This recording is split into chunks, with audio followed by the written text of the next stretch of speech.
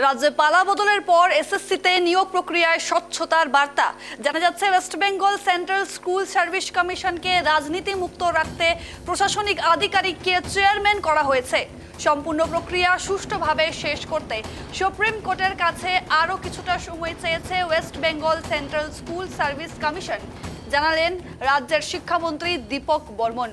Supreme কোর্টের আদেশ মেনে এই নির্দেশ পালন করা হচ্ছে বলে জানতে পারা যাচ্ছে।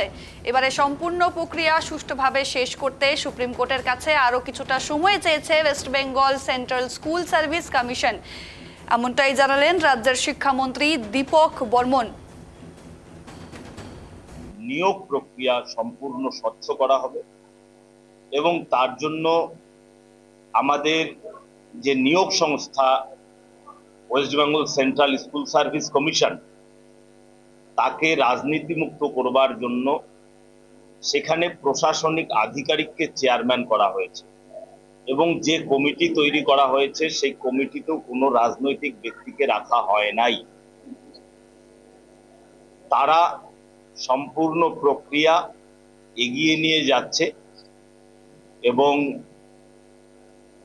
আমি যতদূর জানি তারা ইতিমধ্যে সুপ্রিম কোর্টের দ্বারস্থ হয়েছে এই বলে যে যেহেতু নতুন সরকার অল্প সময় পেয়েছে এবং সেই সময়ের মধ্যে অনেকটা কাজ করে ওঠা এখনো সম্ভব হয় নাই, যার জন্য তারা সুপ্রিম কোর্টের কাছে উদ্বৃত্ত কিছু সময় চেয়েছে।